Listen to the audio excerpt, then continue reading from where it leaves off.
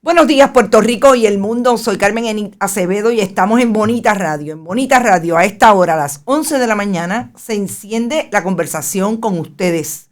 Puerto Rico, nuestros puertorriqueños en la diáspora y todo aquel que sienta que necesita información desde el periodismo. Conversaciones que se dan porque usted tiene derecho a saber. Y hoy es un día diferente. Sí, grabamos este programa porque queremos conversar tranquilamente con una persona que hemos querido conversar con ella en medio de sus controversias públicas. Había cierta distancia, la Cámara de Representantes tiene un código de ética, las investigaciones en la Comisión de Ética son confidenciales hasta tanto no haya un resultado final y ahora, como dirían algunas otras personas, podemos hablar con Mariana Nogales Molinelli. Pero antes, como siempre, si les parece, vamos a bonitasradio.net. Allí pueden donar a través de PayPal y tarjetas de crédito. También pueden programar su donativo allí. Fundación Periodismo 21 en su ATH móvil recibe también donativos. La Fundación a través de cheques o giros postales. A nombre de la Fundación PMB 284, PO Box 194000, San Juan, Puerto Rico, 00919. 19, sí, es 19. Guión 4000. Todos los días son diferentes, sobre todo si Stephen Muldrow y las autoridades federales deciden que los periodistas tenemos que trabajar mucho. Así que hoy es un día de esos en que estamos pendientes a todo. Gracias por estar siempre pendientes a lo que decimos en Twitter, Bonita-Radio en Twitter, Bonita Radio en Instagram, Bonita Radio en iVoox, iTunes y Spotify, YouTube 24/7. Y gracias a Buen Vecino Café, a las cooperativas Abraham Rosa, Vega Alta Coop, la cooperativa de Juana Díaz y Manuel Seno Gandía. ¿Y por qué queremos hablar con Mariana Nogales? Bueno, nosotros hemos tenido diferentes análisis a partir de que Tomás Rivera Schatz y el Partido Nuevo Progresista decidió que iban a traer información sobre lo que no había dicho Mariana Nogales en su informe de ética. Todos sabemos el contexto de un informe de ética de un legislador o legisladora. Hay un proceso que se da al inicio de que usted va a empezar esa sesión legislativa. Tiene que haber un acercamiento con la oficina de ética. Recordemos que en la comisión de ética de la legislatura, en este caso de la Cámara de Representantes, no necesariamente la oficina de ética tiene jurisdicción. Es un proceso separado. Todo eso para poder empezar a conversar sobre ese y otros asuntos. Nosotros vamos a conversar hoy con la representante con quien hemos hablado puntualmente en algunas ocasiones en estos 10, 11 meses de su carrera. Anteriormente lo habíamos hecho como parte de su trabajo de activismo, hacía trabajo defendiendo a los estudiantes de la Universidad de Puerto Rico en diferentes instancias. Yo creo que el país se ha constituido en protesta mucho tiempo y Mariana Nogales había estado ahí, había estado en algún momento en la organización del Partido del Pueblo Trabajador. O sea, habíamos tenido sí algunas conversaciones, pero no eran conversaciones como esta que pretendemos que sea un poco más amplia. Así que bienvenida a Bonita Radio, Mariana Nogales Molinelli. Bueno, pues saludos Carmen Enid y saludos a todas las personas. Qué bueno estar aquí nuevamente. Bueno, sé que había venido cuando... Una vez con Osvaldo Burgos. Con Osvaldo Burgos. Para pena de muerte. Exacto, que eso era un asunto de pena de muerte, Sí. que también usted estaba por ahí. Yo quisiera que empezáramos a hablar de su carrera, cómo llegó a nivel de estudios, ¿verdad? A desarrollarse en términos de, usted es abogada. ¿Dónde es su bachillerato? Vamos a empezar por la escuela. ¿Dónde estudió? En el Colegio San José de Villablanca. De Villablanca en Caguas. Sí. O sea, que usted es de Caguas. Sobreviví 12 años de colegio católico. Ah, es una sobreviviente de colegio católico. O sea, que tiene una formación en ese colegio en Villablanca. Conozco muy bien el pueblo de Caguas porque el indio, este es el estudio Roberto el Indio Acevedo, alias mi padre, que era de Caguas y Aguabuena. Así es que tengo gente allí todavía de esos Acevedo Ramos. Sale de ahí, Universidad de Puerto Rico. Entro a la Universidad de Puerto Rico en el 91 a estudiar un bachillerato en ciencias ambientales. Okay. Y ese bachillerato, pues no lo terminé porque en el 94 quedé embarazada de mi primer hijo. Okay. Entonces, ahí tengo como una pausa en los estudios universitarios, me voy un tiempo a trabajar a la panadería de la familia, que es la Francais, ahí en Caguas. Y después, después que me divorcio, dijo, vamos a volver a estudiar. Y en el 2001 entro otra vez a la Universidad de Puerto Rico, pero entonces en sociales. Y terminé el bachillerato en psicología en el 2006. Y en ese momento entro a la Escuela de Derecho y me gradúo en el 2010 en medio de la huelga y como estudiante huelguista. Así que ahí más o menos, ¿verdad? Sería un resumen de mis estudios. Dentro de la Escuela de Derecho, entonces ahí fue que me empecé a involucrar en asuntos como derechos de las mujeres, pena de muerte, el derecho internacional, que me gustaba mucho. Presidí la Asociación de Estudiantes de Derecho Internacional. Bueno, un montón de cosas. Y claro, fui presidenta del Consejo de Estudiantes de la Escuela de Derecho cuando ocurre lo de la huelga. Ok. O sea que ahí básicamente usted diría que es un poco el desarrollo de su posicionamiento público con diferentes causas, sobre todo partiendo de lo que son las causas de los estudiantes, y ¿verdad? Que en un momento dado se... Sí, yo le digo al otro tiempo, es como una pausa de la maternidad, donde realmente yo estuve involucrada en eso. Y no había mucho espacio ni tiempo para uno, ¿verdad?, continuar con su desarrollo profesional. De ahí está en las diferentes organizaciones que usted más o menos se ha manejado desde el punto de vista de sin fines de lucro, y quizás aquí pues que tienen más visión pública, ¿verdad? Brigada Social Legal Solidaria. Legal Solidaria. Ahí básicamente usted diría que empieza su envolvimiento o mirada hacia una posición pública cuando está en el PPT y aspira en aquel momento a la comisaría residente. Fíjate, cuando yo entré al PPT, todavía el asunto de la Brigada Legal Solidaria no estaba tan presente. Eso empieza más o menos en el 2017 con el Comité de Acción Legal, y después eso evoluciona a la Brigada Legal Solidaria. Pero en ese momento, pues yo había estado bien involucrada con la Organización Humanistas Seculares de Puerto Rico, que velaba por la separación de Iglesia y Estado. Y ahí era que yo estaba bastante envuelta al momento en que, ¿verdad?, me hacen el acercamiento para yo ser candidata a comisionada residente por el Partido del Pueblo Trabajador.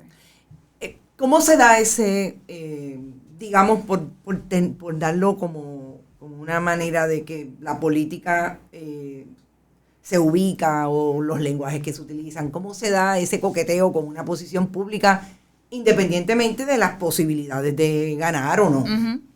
Pues mira, viene el acercamiento del Comité del Partido del Pueblo Trabajador de Humacao. Y yo había estado trabajando con ellos, sobre todo en la defensa de la fianza para el 2012. Para esa época yo fui incluso funcionaria del PPT para ese referéndum sobre la fianza. Y también estaba bien involucrada con el Colegio de Abogados en el Comité del Pueblo en defensa de la fianza. Y entonces, pues viene ese acercamiento, y habíamos tenido discusiones desde el Movimiento Amplio de Mujeres y particularmente desde Matria. Eso fue como en el 2012, la ruta de las mujeres, donde todo el planteamiento era que nosotras teníamos que estar en los espacios donde se deciden sobre asuntos que nos interesan. Y había ese reclamo de que las mujeres diéramos el paso al frente y asumiéramos candidaturas políticas, incluso, o sea, llegaba a ese reclamo. Y me acuerdo que justo antes, o creo que luego de yo haber sido electa en la asamblea del PPT para ser la candidata a comisionada residente, tuvimos un foro que se llamaba Más Mujeres, Mejores Políticas. Y entonces pues esa fue realmente, yo creo que es la principal motivación de yo entrar a la política, y también mi creencia firme de que si uno no ocupa los espacios, los ocupan otras personas, y otras personas que no queremos. Así que había que estar ahí. Claro, ya se convierte en un asunto personal que no deja de ser político, y político cuando entra en un colectivo que tiene más o menos la misma línea o visión estratégica, por llamarlo de alguna manera. sigue, no se da, el PPT pues no tiene obviamente el favor del pueblo electoral en aquel momento, sigue caminando en sus diferentes luchas.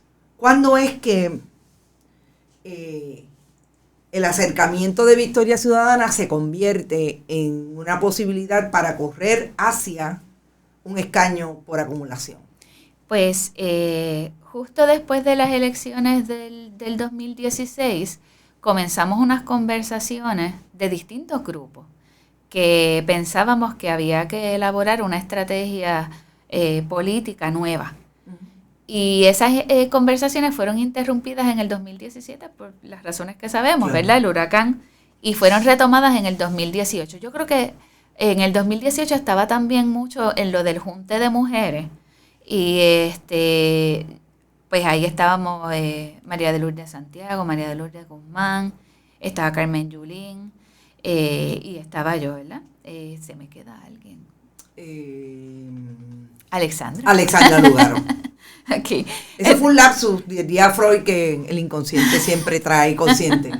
Y Wilda, ¿verdad? Rodríguez, que era quien estaba dirigiendo el grupo. Entonces hicimos mucho trabajo de cabildeo en el Congreso. Incluso ahí es que yo realmente conozco a Alexandra Lugaro, y en las conversaciones dije, pues mira, esta persona no estaba tan distante como yo pensaba inicialmente cuando estaba en el PPT, de las posturas, de algunas de las posturas, o quizá noté algún cambio en esas posturas. Y como para el 2019 es que se hace el acercamiento para que yo aspire a una candidatura nacional. Ese fue el primer acercamiento. Y yo dije, bueno, pues sí, ya yo lo hice la otra vez. No me gustaría volver a aspirar a una candidatura como la comisaria residente, pero pensé que a lo mejor en una candidatura en la legislatura podría ¿verdad?, ser factible. ¿Por qué pensó que no le gustaría ser otra vez candidata a la comisaría residente? Cuando yo asumí la candidatura en el PPT, la miré desde otro acercamiento, que era más dirigido a cómo podía ser el Congreso de los Estados Unidos un espacio de lucha adicional. Que yo creo que es más o menos lo que he traído en la legislatura. Pues era más o menos una idea así, hacerlo en el Congreso. Pero las posibilidades en términos de las candidaturas en el gobierno de los Estados Unidos, pues no sé, no me parecía tan interesante esta vez. Esta vez quería tratar algo distinto. A mí me gusta hacer cosas distintas. Es interesante porque una de las críticas que ha tenido Victoria Ciudadana ha sido precisamente el acercamiento con personas estadistas que de alguna manera la historia quizás los ha ubicado donde siempre esos críticos pensaron que estaba. Porque la candidata de Victoria Ciudadana en este momento ya no es una candidata y no es una persona afiliada a Victoria Ciudadana. Exacto. Y da el brinco precisamente al PNP o al partido que... Sí, eso es algo como... Para mí es inexplicable porque uno no puede, ¿verdad?, unirse a lo que criticó. Claro. Y entonces uno no sabe cuál es la explicación. Si realmente no lo creía o si le pasó algo, uno no sabe. Realmente usted hoy no sabe por qué... No, yo no sé. Yo lo que sí es que en muchas ocasiones la noté muy errática. Luego de salirse del partido la noté errática. Esa es mi percepción, es lo único que podría decir. Y en este momento, ¿usted cree que fue un error haber aceptado ese tipo de junte en un movimiento que tenía por lo menos la aspiración a reunir un grupo mucho más disciplinado con relación al futuro del país? Yo pienso que sí, que hacía falta personas que ya tuvieran un historial político, ¿verdad? O alguna...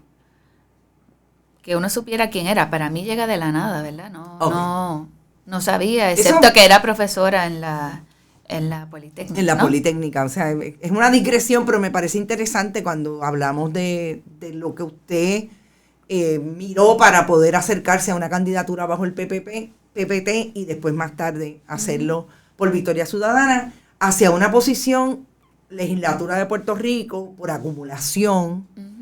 que suponía un riesgo, porque obviamente usted tiene un reconocimiento en unas áreas particulares, pero obviamente con una visibilidad ya con un trabajo de 4 hasta 8 años, podríamos decir, desde esos movimientos donde se encontraba.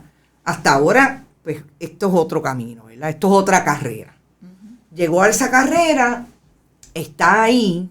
Déjame aclararte que yo no lo veo como una carrera. Okay. Yo lo veo como un servicio y como el deber ciudadano de todas las personas de en algún momento dedicarle 1 o 2 términos al país. Así yo lo veo. Ok, esa es es interesante porque... Si dices mi carrera, yo soy abogada. Ok, ok. Usted piensa, y le digo que es interesante porque yo creo que aquí obviamente vamos a entrar en tema que es lo que ha sido últimamente noticioso o de importancia en términos de su participación en la política.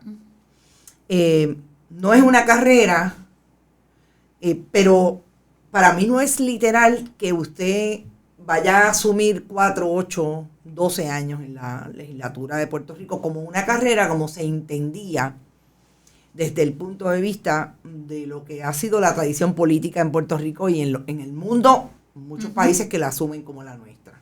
Sistema republicano de gobierno, etcétera, etcétera. Es una carrera en el sentido de que usted va con unos posicionamientos puntuales hacia la búsqueda de hacerse servidora pública. Y en ese sentido, pues la mirada es totalmente distinta, ¿no? No es que está haciendo una carrera para obtener jubilación ¿ok? O sea, hay una diferencia, sí, por lo menos. Eso lo traigo porque a veces uno mira que alguien se jubiló de ser alcalde. Una cosa así. Claro. Y eso es bien extraño para mí. Claro. Entonces, usted me dice que en efecto usted está convencida de que un ciudadano o ciudadana debe servirle al país, en este caso en una posición electa, o sea, lo cree así realmente, que tenga pues una afinidad tal con ciertos temas, debería servirle al país. Ya no necesariamente desde una agencia pública, le pregunto, o sea, ¿cuál es la diferencia? Bueno, yo creo que, cuando se hace la Constitución, que, por ejemplo, los requisitos en términos educativos no son muy altos, sino que permite la participación de todas las personas, y yo creo que eso es el concepto de la representatividad. Pues sí, debe ser un deber ciudadano, y que no es correcto que uno que uno permanezca en una posición por mucho tiempo, porque eso obstaculiza los relevos generacionales, el que entren ideas nuevas. Yo soy firme creyente en la limitación de los términos. Yo entiendo que 2 términos son suficientes y que uno tiene que dejar ese espacio para que otras personas continúen el trabajo o traigan incluso otros trabajos distintos. Pero Puerto Rico, que tiene tantas personas y que yo me maravillo con la capacidad, la inventiva, la adaptabilidad es una, yo creo que Puerto Rico y los puertorriqueños y puertorriqueñas son las personas más adaptables del mundo, porque mira que aguantamos aquí. Sí, claro, a veces demasiado adaptable. Demasiado. Pero, o sea, aquí hay tanto talento que uno no puede acaparar el espacio donde se toman decisiones sobre la gente. Cuando usted me dice 1 o 2, está hablando términos, está hablando de todas las posiciones electas, por ejemplo. Yo pienso que al menos en la legislatura debe ser así. Debe ser así. 1 o 2 términos. O sea que usted puede correr para las próximas elecciones y ya en el 2028 pues, hace otra cosa. Exacto. Okay. Entonces ahora yo creo que más o menos después de haber trazado dónde usted ha estado antes, lo que está haciendo ahora, usted tiene un acercamiento de parte de sus pares en términos de Victoria Ciudadana y de las personas que entendieron que usted era una cara que podía representar lo que ustedes en ese momento estaban proponiéndole al país en una elección. Después de una ruptura hasta cierto punto, o por lo menos la visión que tenían muchos era que había una ruptura entre los cimientos de ambos partidos de mayoría hasta el momento, por lo que había pasado en cada uno de ellos, la erosión de uno y de otro por diferentes razones. Y usted está ahí, y usted es electa. La primera diferencia pública fundamental que usted tiene con sus pares en la legislatura, ¿cuál es? Bueno, yo creo que desde muy al inicio la pelea con Machargo fue fundamental. Pero también desde el inicio yo me sorprendía, y así lo dije en muchas entrevistas radiales que me preguntaban como nueva legisladora cuál había sido mi experiencia, que los representantes no iban a las vistas públicas, que iban al hemiciclo y no participaban de los debates. Y yo pensaba que no iban a las vistas oculares, que no había, yo no veía esa participación. Y yo estaba muerta de cansada tratando de ir a todas las comisiones y tenía que en ocasiones, ¿verdad? Si tenían 3 vistas públicas a la vez, escoger. Y eso no me quitaba a mí que tenía que ir algunos días a otros lugares, a hablar con la gente, las comunidades, etcétera. Y entonces yo no veía eso. Y en muchas ocasiones lo que veía era representantes que estaban allí, pero ni hacían preguntas o decían que no tenían preguntas.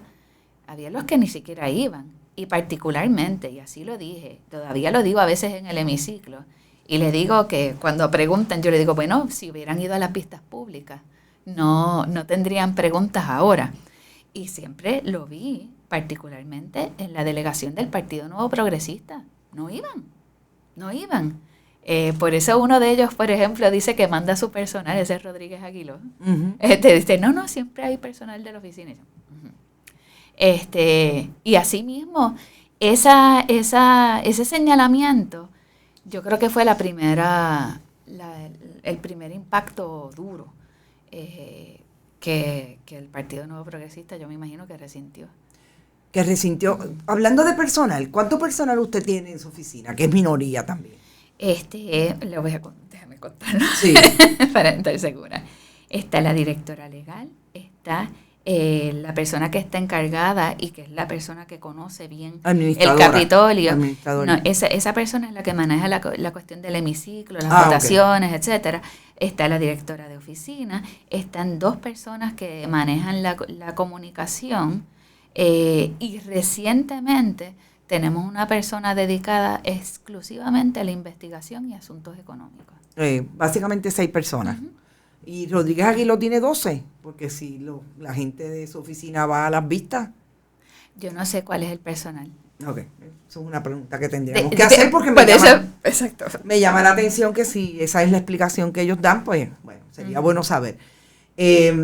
Entonces, ¿usted le parece que esa crítica por ahí empieza? Estamos a básicamente 10 meses de haber empezado un trabajo legislativo. Uh-huh.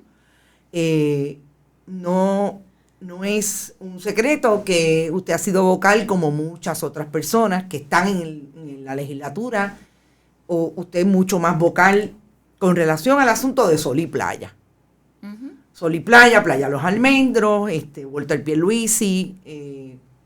Todo el asunto, o sea, desde antes de Sol y Playa, ya yo me había reunido en una ocasión con Gabriel Hernández, que es el de la OCPE, para ver cómo es que ellos manejaban el proceso de permiso. Y en esa reunión, que fue de lo más interesante, descubro que el mecanismo de exclusión categórica, que es una excepción, claro, seguía aumentando, pero se había duplicado. Desde el 2017 ahora ya se había duplicado. Antes eran 700, ahora eran 1,000 y pico, 1,400, o sea, más que duplicado. Cuando hay mucho más desarrollo. Y entonces uno empieza a ver todo ese desastre con los mogotes en las costas. Había una investigación antes de esa reunión hubo una investigación sobre Playa Jauca y cómo estaban dando los permisos. O sea que el asunto de los permisos fue fundamental y yo estaba reclamando que Recursos Naturales no estaba haciendo lo que le correspondía. Y en muchas ocasiones pues le dije a Machargo que si él que él tenía que levantarse por la mañana y tenía que repetir como un mantra que su deber era proteger los recursos naturales.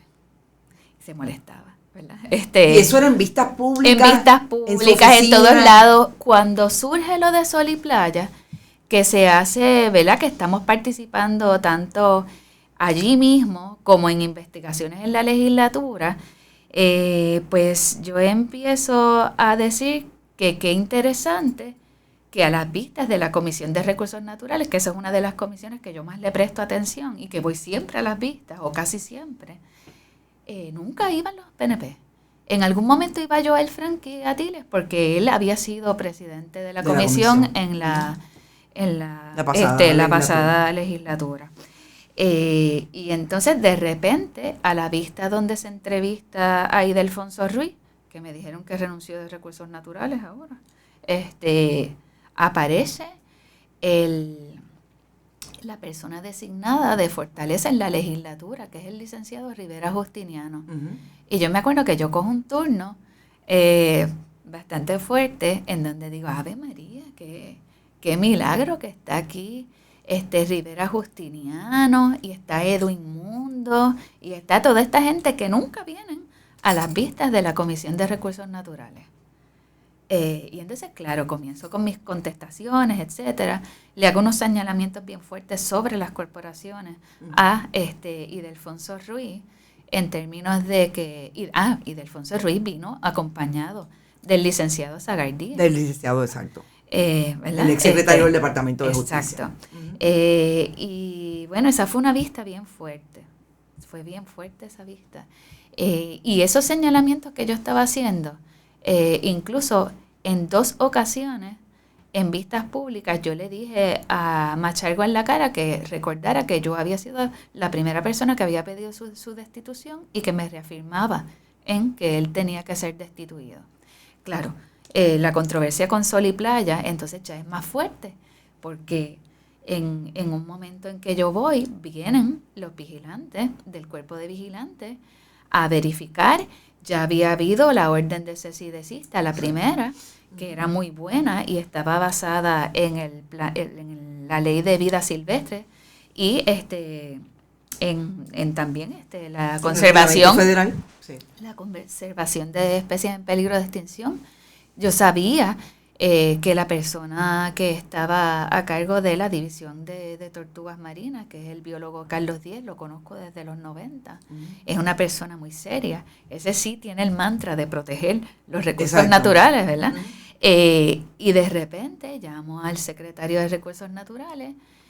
Hasta antes de eso estábamos en talking terms, ¿verdad? Podíamos conversar. Podían hablar. Pero luego de eso no. Lo llamo, le digo, mire, aquí hay 2 vigilantes que tienen la potestad con la orden que usted emitió de detener esta obra. Y aquí hay una grúa, hay 3 o 4 obreros que están instalando unas varillas, etcétera. Es que eso no es así. Y ahí en las conversaciones, pues yo me entero que quien dirigía en ese momento el cuerpo de vigilantes, que es de apellido Ronda. Había dicho que no se podía detener la orden, y la conversación con Machargo sube de tono. Yo le digo, pero que la verdad que era un momento en que uno decía, contra, se supone que haga algo, ¿qué es lo que pasa? Y él me engancha el teléfono, y eso se cubrió en una grabación en vivo, y de ahí pues no hay más conversaciones. Viene después, al poco tiempo, ¿cómo era que se llamaba?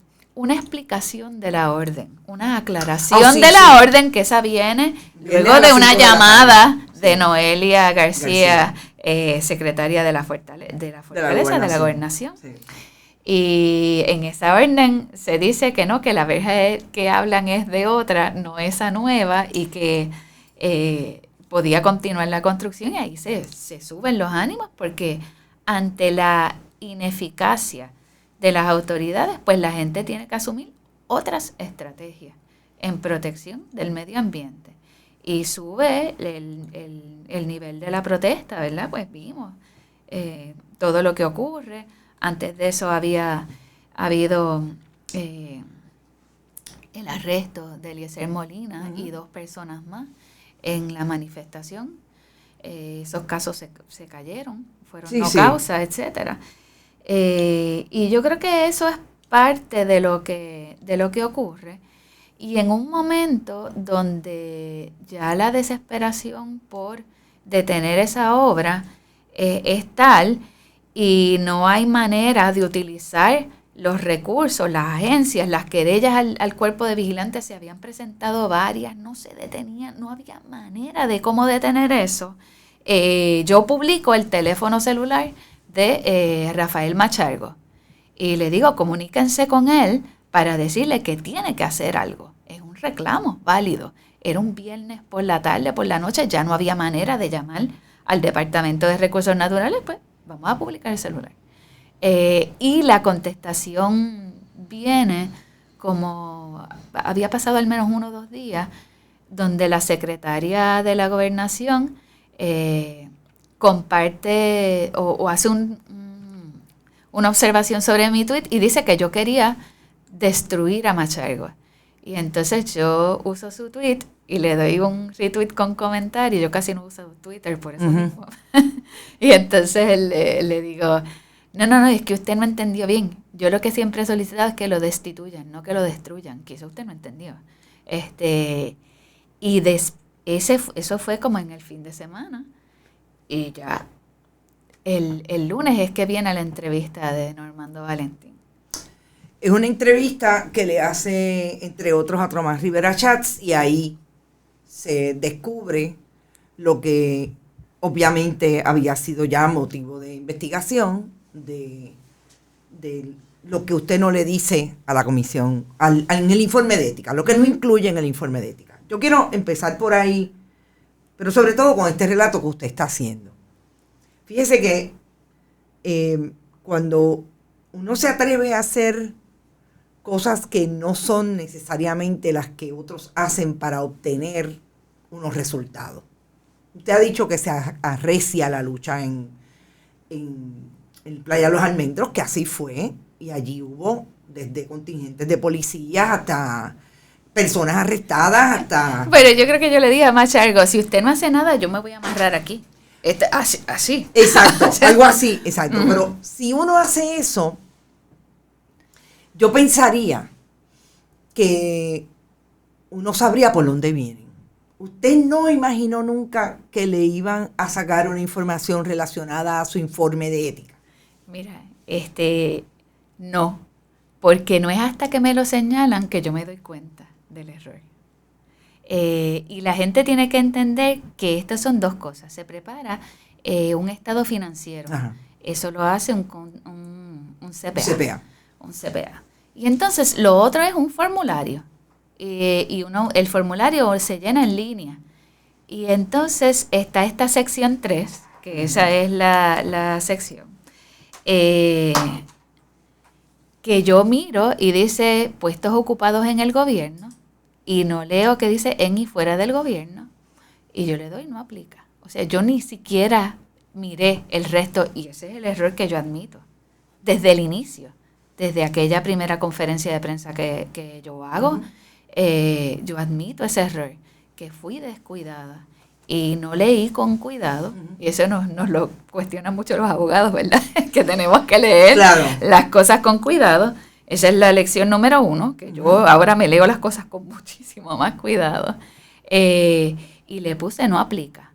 Y yo no miré que en esa sección lo que yo omití y lo que requería esa sección, que uno pusiera en qué organizaciones había estado, de qué fecha a qué fecha, si era gubernamental o no, si uno tenía un interés o no, y qué puestos había ocupado. Eso era básicamente lo que requería.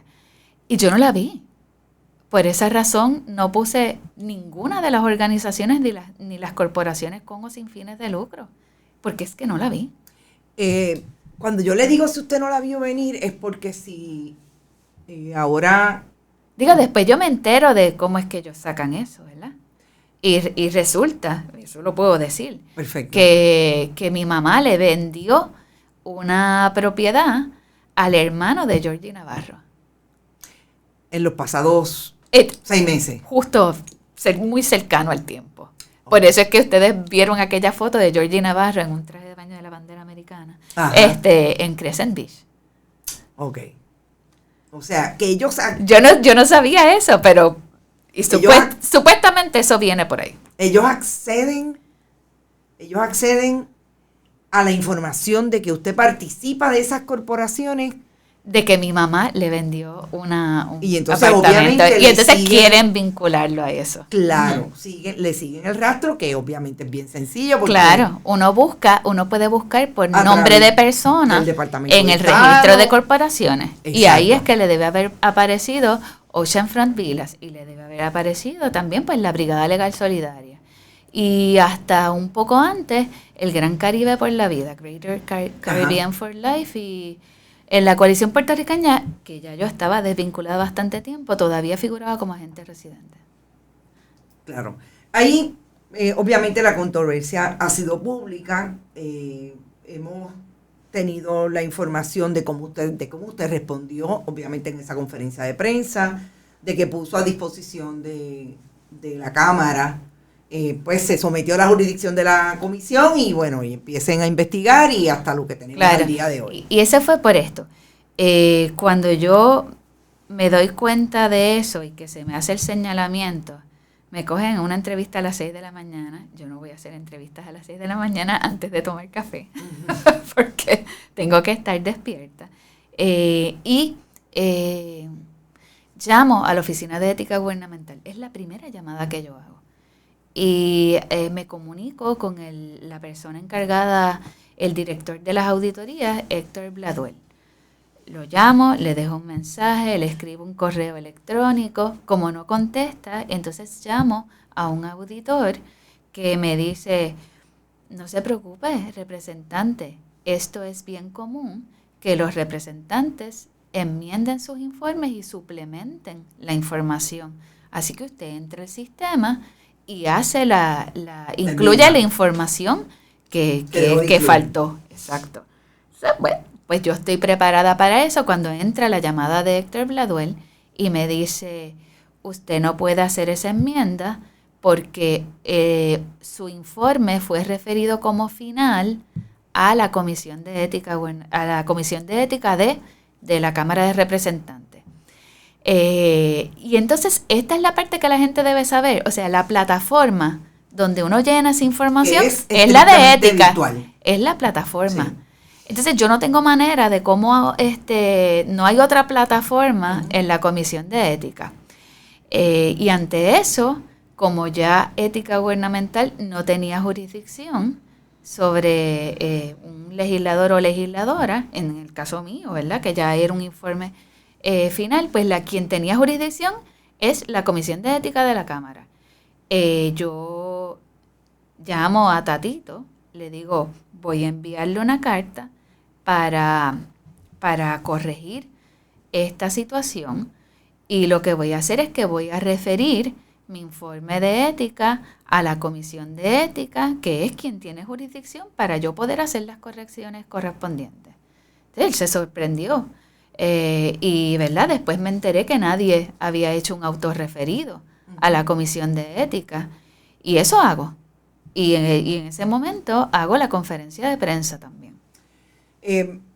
Yo le pregunto el asunto de si usted no lo esperaba, porque yo creo que está claro cómo en el 2021 ha habido un asunto relacionado con ética que se ha trabajado de una manera desde el punto de vista suyo como la persona que comete la falta versus también las minorías y la manera en que los cuerpos han atendido, por lo menos en este caso la Cámara ha atendido el asunto versus otras ocasiones.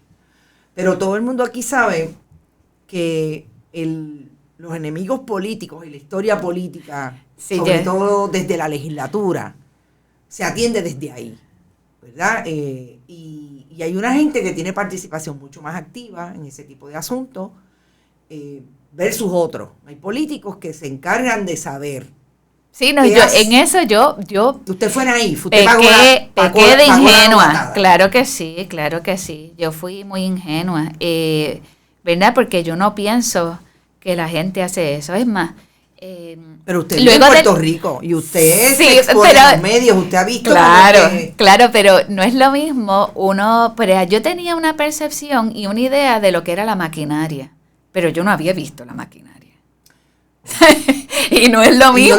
No la había visto funcionando. No lo había visto funcionando. O sea, había visto, ¿verdad? Algunas cosas, pero no es lo mismo cuando tú lo ves así, es como se te para un toro de frente. Es una cosa impresionante, porque es un ataque concertado que parece como una pela de una ganga. Así mismo es que funciona eso. Y entonces empiezan a sacar información que no es información pública, y yo lo dije en las expresiones en el hemiciclo el día de la sesión legislativa para atender mi caso. Las deudas del crimen no es información pública, ni siquiera para los periodistas. No lo es. Fue de las primeras cosas que yo me sorprendí, fue cómo, y fue Tomás Rivera Chatz, sacó esa información del crimen. Digo, y ahora, ¿verdad? Pues vemos. Ahora hay un poco de más información. Exacto. Luego uno se entera de Santa María en el CRIM, Santa María y Rivera Chats. Entonces uno dice, pero es luego de que ha ocurrido. Así que yo no lo veía venir, porque pequé de ingenua. Yo, en términos generales, tengo una vida bastante aburrida. Quizá más allá de mi época en la escena punk, pues no hay mucha cosa muy interesante que me puedan sacar. Usted se pintaba las suyas de negro, entonces. Por supuesto. Por supuesto. Y me vestía toda de negro, todavía lo hago. Todavía, sí. No, a mí me parece interesante porque yo creo que los que hemos estado de alguna manera en el escenario público, atendiendo el escenario público, nosotros obviamente desde ser periodistas, sabemos cómo se da, sobre todo que la investigación lleva a eso. De la única manera, yo siempre he dicho que yo soy responsable por las cosas que digo aquí, muy responsable. No le adjudico eso a más nadie, nada más que a mí. Pero por eso cuando Hacienda a mí me llama que debo 20 centavos, yo le pago 40.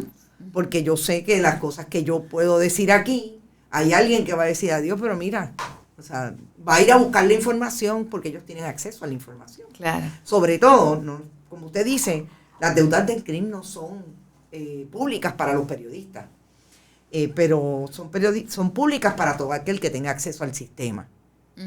Y pues hay mucha gente que tiene acceso al sistema. Entonces, si volvemos a eso, pasado el hecho de que interesante que sea a través de una compraventa de una propiedad, que se pudieron haber entrado en ese conocimiento.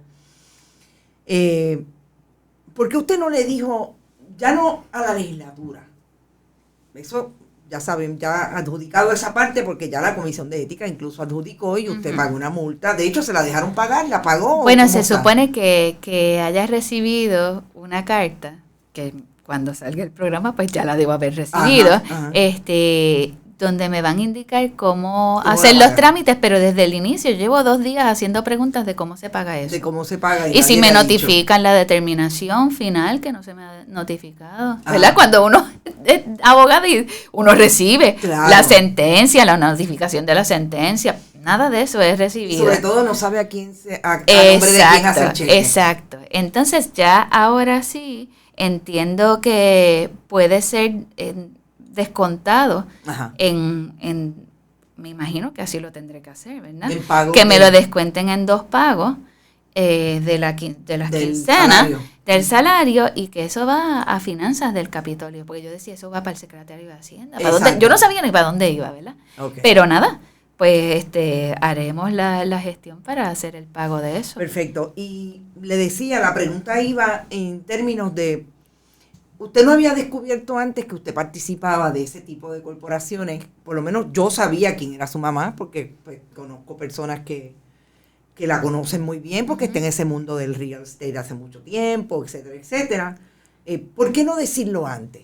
Que usted participaba de esas corporaciones independientemente de por lo que sea. Si bueno, yo creo que es porque yo me desvinculé. Luego en el 2017, cuando yo me muevo y hago mi oficina en Santurce, yo le perdí el tracto a lo que estaba haciendo la corporación. Y era la corporación realmente, como lo he explicado, el negocio de mi mamá no es esa corporación, es VIP Properties. Claro. Y entre medio, en el 2004, ella yo lo incorporo, Oceanfront Villas, pero es a petición de ella, con la idea de que si a ella le pasaba algo, en ese momento en que yo no había empezado a estudiar Derecho, no había terminado el bachillerato, pues yo pudiera manejar el negocio desde esa corporación. Así que era una corporación que estaba flotante, vamos a decir, que no estaba en una operación, sin embargo, tiene las planillas rendidas todos los años. ¿Y cuándo fue la última vez que usted trabajó activamente en esa corporación? Ok, pues le voy a decir, para esa fecha que era 2004, cercano al 2004, 2003, 2004, 2005, se compraron unas propiedades, 2 se pusieron a mi nombre, y esas propiedades están informadas en el informe, en el estado financiero y en el informe de ética. Y se compraron 2 o 3 propiedades a nombre de la corporación. Y eso fue como hasta el 2006. De repente, no hay más nada hasta el 2021, 2020, que ya yo estaba desvinculada de la corporación y no hacía ningún trabajo ahí. Así que yo me enteré, por ejemplo, de esas últimas propiedades, me enteré por el reportaje de Pelotadura. Yo ni sabía, entonces llamó a mi mamá, mire, ¿qué es esto? Entonces ella me dice, yo compré estas propiedades, ¿verdad? Había un movimiento. Pero realmente, pues ¿cuál era mi gestión? Cuando yo empiezo a trabajar con mi mamá, pues yo era empleada. Yo hacía la nómina, pero vuelvo y repito, bajo VIP Properties. Yo era empleada de VIP Properties. Tomaba fotos de los apartamentos, bregaba con la cuestión de la página de internet. Eso era básicamente, y trabajaba las cosas con el contable. Siempre me ha tocado hacer esa cuestión de los números, por alguna razón. Y entonces, luego de eso, cuando en el 2011 juramento, como abogada, pues empiezo a hacer unos servicios, ¿verdad? A prestar servicios profesionales. Ya no soy empleada. Eso quiere decir que ya no recibo la W2, sino que tengo unas 480. Pero tampoco eran unos sueldos espectaculares, ¿verdad? Uno ve las planillas mías y en algunas, muy al inicio, eran $8,000 o $9,000 que yo completaba, ¿verdad? Con la pensión. Y en algunos momentos yo me vi en mucha dificultad porque me dejaron de pagar pensión. Y yo tenía que seguir pagando un colegio y seguir pagando una hipoteca en una urbanización regular, que era una hipoteca de $500, no llegaba a $500.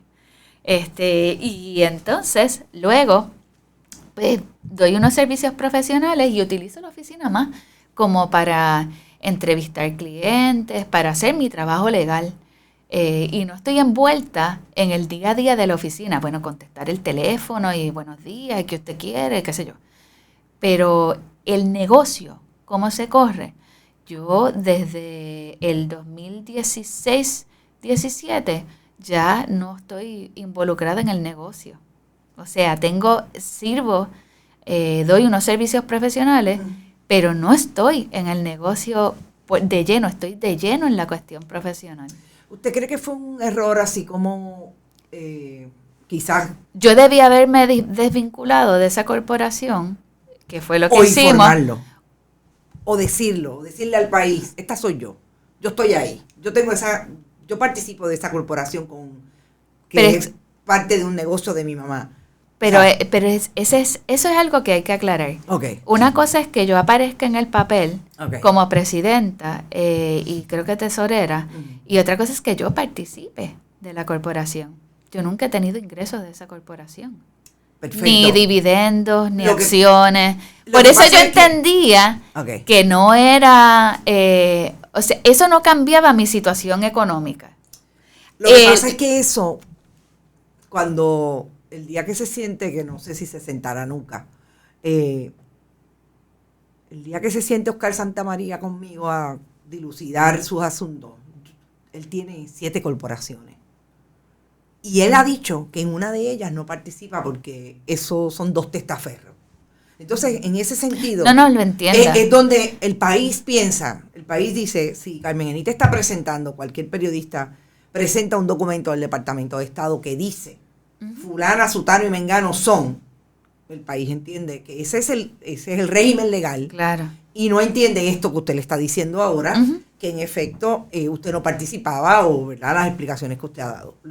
A lo que yo voy es si, en efecto, más allá de desvincularse, que no se desvinculó por lo que sea, por lo que usted está diciendo ahora, no fue un error no haberlo descubierto, no haberle dicho al país, yo soy fulana de tal y esta es mi vida personal, profesional. Yo creo que incluso en mi Digo, video, en esos el video, informes no son sí.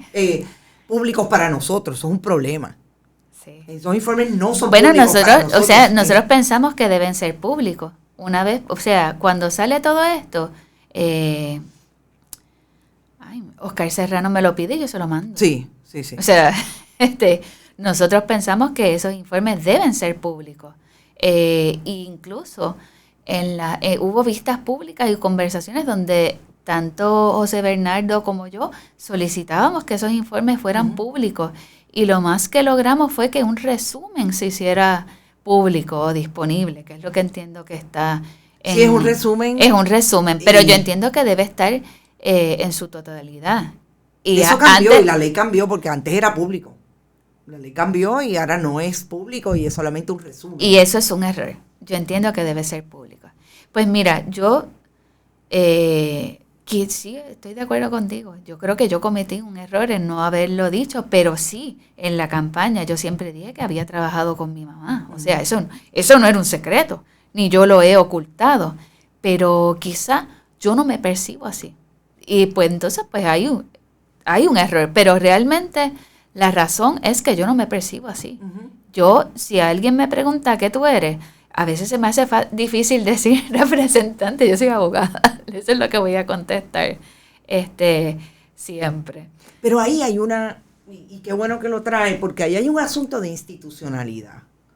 Yo no sé si la pregunta debería ser entonces cómo usted concibe, si tal y como está instituido, valga la redundancia, la institucionalidad de la legislatura y el sistema republicano de gobierno debe ser otro, pero la institución es la que hay, es la que está bajo la Constitución, la que escoge a sus miembros, etcétera, etcétera, independientemente de las cosas que se han legislado y no son constitucionales, pero la misma existencia de la Constitución es donde se desarrolla y se implementa, se crea la política pública para que el Ejecutivo la implemente.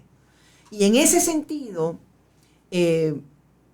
cuando hablamos de errores, podríamos estar mirando esa posibilidad de que usted se haya acercado a una institucionalidad que, como usted dice, yo no la conozco. Yo no sabía cómo era el monstruo hasta que lo vi. Quizás ahí es donde está. Pero es interesante hoy que no solamente estamos mirando esa experiencia suya vis a vis lo que ha querido hacer un movimiento, yo creo que nadie puede decir que fue otro que no haya sido el Partido Nuevo Progresista el que la arremetió contra usted en términos de descalificarla, por decirlo de alguna manera, desde su investigación o desde su filtración. Luego en algún momento, ¿verdad? Te voy a decir otra razón por la cual el Partido Nuevo Progresista, ¿verdad?, tiene los cañones enfilados acá. Bueno, pues dígamelo ahora, porque así nos queda poco tiempo, pero lo vamos desarrollando. Luego de o durante las manifestaciones del condominio Sol y Playa, y por eso ese odio hacia la Brigada Legal Solidaria, ocurre aquel incidente frente a Fortaleza, en el cual el capitán Rivera y el teniente Quillan están de frente cuando el capitán Rivera le mete un puño en la cara a una persona que está sin hogar, que parece que no tiene alguna dificultad en sus capacidades, etcétera. Y nosotros lo denunciamos. Lo representa un abogado que colabora con la Brigada Legal Solidaria. Y luego yo me entero que el capitán Rivera y el teniente Quillan están adscritos al cuartel del Capitolio. Y que por supuesto pues son personas protegidas por Tomás Rivera Schatz y por Gregorio Matías. Nosotros presentamos, el abogado que coopera presenta una queja en la policía, que son las querellas administrativas. Sí. Y trata de que se le sometan cargos al policía por la agresión, que fue grabada frente a todo el mundo, ¿verdad? Donde este policía agarra ¿cómo se llama eso? Un peine de bala y le da un puño en la cara con el peine, o sea, a manera de manopla. Nosotros sabíamos que eso, si no lo movíamos, lo iban a tratar de ocultar. Y primero que nada, escribimos una carta al secretario de Justicia informando de las gestiones que se estaban haciendo. El secretario nos contesta que él no tiene jurisdicción, que tiene que ser el DSP, el Departamento de Seguridad Pública, y mandamos una segunda carta al Departamento de Seguridad Pública. Así que había... El Departamento de Justicia dice que no tiene jurisdicción en una querella contra un policía. Bueno, porque la querella es a nivel... No le dejaron hacer la querella criminal. No se pudo hacer una querella criminal. O sea, ¿y cómo el Departamento de Justicia dice que no tiene jurisdicción donde ha ido una persona, donde un policía y un fiscal... La jurisdicción sí que es nueva. Pues así por esa razón pues enviamos la carta al DSP. Así que había gestiones afirmativas desde nuestra oficina para que eso no se quedara impune. Que ¿verdad? Que al día de hoy no se sabe nada. No lo han querido mover. Y esa es otra razón, otro motivo por el cual ¿verdad?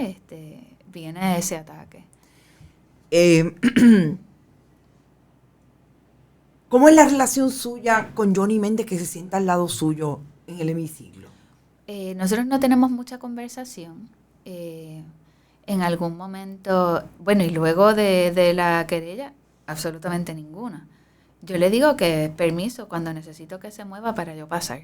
Porque está en el paso. Y nada, anteriormente pues es una... le enviaron la enmienda en sala, que nos la dan en un papelito. Ajá. Sí, no. Esa es la conversación. Es la conversación. Sí. Porque, contrario al caso suyo, llevamos 5 días, bueno, realmente ya una semana, hablando de lo que aparentemente es una investigación grande de las autoridades federales que empezaron con saber que Félix Elcano Delgado de Cataño renunciaba, Oscar Santamaría viene entonces como parte de la conspiración, y llevamos una semana hablando de eso, y el portavoz de la minoría en el Senado no dice mucho, y mucho menos dice el portavoz de la minoría en la Cámara del Partido Nuevo Progresista, Carlos Johnny Méndez. Y cuando una se enfrenta a eso, una pensaría que las varas son igual de cortas o largas, y ¿verdad? Se utilizan para medirlos a todos por igual. La apariencia no es de eso, pero estamos en un momento bien difícil en términos de la opinión pública para un partido nuevo progresista que volvemos, ha sido o intenta ser bien vocal en los medios tradicionales, porque ellos no vienen a los medios alternativos e independientes, criticando o estableciendo cuál es la vara que debe medirse. Bueno, Johnny Méndez dijo que la vara era muy alta. Era muy alta, ¿verdad? La de él. La de él. Pues no, pero ¿con relación a qué? ¿A Oscar Santamaría? ¿A Elcano Delgado? Okay. Entonces, hoy tenemos ese lente, ¿verdad?, de la opinión pública de diferentes casos donde se ven cuáles son las diferencias. Pero mi pregunta es si allí, en ese escenario de lo legislativo, donde ustedes están todos los días, ustedes no los ven en las vistas públicas, ¿usted siente que en efecto esa vara es tan diferente para medirlos a todos versus ellos? Porque yo le pregunto, ¿cuántas veces usted ha escuchado, si ha escuchado a Johnny Méndez decir que todo lo que está pasando en el Partido Nuevo Progresista, que va a tocar a un legislador o legisladora, hay que llevarlo a la Comisión de Ética? ¿Alguna vez lo he escuchado? No que yo recuerde. A Pichi Torres Zamora. Tampoco. A Rodríguez Aguiló. Tampoco. Incluso ellos tienen 2 de los suyos referidos. Por la oficina de ética, Wanda del Valle y el Yacer Morales. Exacto. Están referidos porque ni llenaron el informe. Porque ellos no llenaron el informe. Exacto. ¿Y usted ha escuchado alguna vez así? Porque nada de eso se ha filtrado. Ahí sí hay confidencialidad. O sea, usted no, nada. Allí, nada. Entonces uno sospecha que si yo por no llenar la sección 3 tuve una multa de 2,000, pues ¿cuántas secciones hay en ese? Aunque la multa máxima es 5,000, pero uno pensaría. Exacto. Ahora es que uno va a ver si es una sola vara o si hay más varas. Tenemos en el otro lado, en el Senado, pues está el caso de Albert Torres, que no tiene multa, ni siquiera, aunque tiene una sanción censura. Es que es un voto de censura que es más fuerte que la mía, que es la reprimenda pública, pero no tiene multa.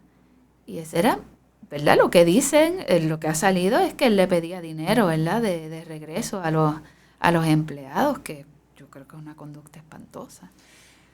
Pero ahora el caso mío, a veces yo creo que uno tiene que no lo llamaría inmolarse, pero a veces uno tiene que coger un chispetazo para que se vea el resto de la realidad. Y yo sé que cuando, ¿verdad? Y siempre hablo de abrir cajas de Pandora, que cuando uno abre la caja de Pandora coge un chispetazo.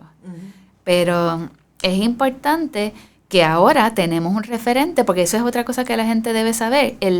La Comisión de Ética, el reglamento, no establece una guía. O sea, la multa mía a mí me parece desproporcional, pero realmente yo no tengo criterio de comparación. O sea, cuando uno mira la ley de tránsito, pues si uno no se pone el cinturón, tiene una multa. Si uno se cruza por el paseo, tiene otra multa. Si va sin malvete. O sea, hay esas guías. En la Comisión de Ética no hay eso. Pero entonces, mi caso establece un precedente con el cual deben compararse los demás casos. Así que, si de algo sirve, es que se establece un precedente para ver qué es lo que se va a hacer con los demás y si es una vara o si hay más varas. O si son más. Licenciada, ya yo me tengo que ir. Yo creo que hemos cubierto, obviamente, todo lo que me parecía importante con relación al asunto, ir un poco más atrás, cómo realmente se conjugó toda este interés suyo de llegar a la legislatura. El intento de cambio que ustedes han planteado siempre y desde una voz bastante diversa, desde un movimiento que es partido político y obviamente en este momento ustedes han tenido sus cambios como colectivo. Sabemos dónde está Alexandra Lúgaro, las decisiones del colectivo han sido de tener a un coordinador, en este caso que es Manuel Natal. ¿Usted diría que de estos aprendizajes, realmente de estas experiencias va a haber unos aprendizajes de cara a lo que ustedes van a proponer para el 2024? Yo pienso que sí. Incluido los PNP que se le colaron o que están ahí, que aceptaron, como por ejemplo la candidata comisionada. Exacto. Sí, yo creo que uno tiene que hacer una evaluación más fuerte de los candidatos y candidatas, que sea, o sea, esa evaluación hay que hacerla con más cuidado, y también a base de la experiencia mía, necesitamos establecer un grupo de apoyo más fuerte para las cuestiones, vamos a llamarle administrativas, o que tienen que ver con contabilidad de los candidatos y candidatas, porque es algo, ¿verdad?, que uno tiene que tener mucho más cuidado. ¿Le parece que la oficina de ética tuvo unas participaciones que no se habían dado en el pasado, bueno, ya se están dando porque lo están haciendo con bueno, no les quedó más Wanda del remedio. Valle. No les quedó más remedio. Ellos escogieron para que no hubiese un caso de persecución selectiva selectiva o de discrimen, ellos tienen que tirar otras cositas. Y ahí pues se fueron Wanda y el Yacer. Exacto. Bueno, yo le agradezco mucho que haya estado con Bonita Radio. Tenemos que hablar de 1000 cosas, pero claro, obviamente en una hora era difícil cuando no habíamos atendido esta conversación antes, así es que nos comprometemos a estar disponibles en otro momento para lo que sea, y yo siempre la puedo llamar por teléfono claro, y le agradezco que haya estado. Bueno, escucharon una entrevista que nos fuimos un poquito del tiempo, espero que me perdone Verónica Vegabón, que es nuestra directora técnica, pero yo creo que era importante ir sobre asuntos que nosotros hemos hablado antes, que hemos contextualizado sobre todo desde esa posición particular de dónde ha estado la política en Puerto Rico, cómo se ejecuta desde los partidos de mayoría. No hablamos de un asunto puntual que es el discrimen por razón de género y la manera en que se atienden los casos de los hombres versus de las mujeres. Yo creo que se han llevado una información que no está en ningún sitio, que siempre sale el nombre de lo que yo le llamo los presuntos implicados o usual suspect, como le dicen en country. Jordi Navarro está por ahí. Y eso hay que ponerle el ojo porque es interesante que información que este país es pequeño, que usted pueda tener en un momento dado, se pueda venir a utilizar, y sobre todo porque tienen los accesos a la información para saber qué ocurrió o qué no ocurrió. Así es que nosotros nos vamos. Recuerden que a las 5 de la tarde hay un programa y vamos a ver ese programa este martes 14 de diciembre del 2021, a menos de 17 días de despedir el año. Súper importante despedir el año porque este año ha sido fuerte. No sabemos con qué nos depara el gran jurado, si hay gran jurado, si va a pasar algo. Me parece que esto he dicho que va a seguir y parece que es así, tanto como la gota a gota para llegar al RICOAT. Así que nosotros nos vamos. Recuerden a las 5 de la tarde que Pablo y Noticias. Buen provecho y que la pasen muy bien.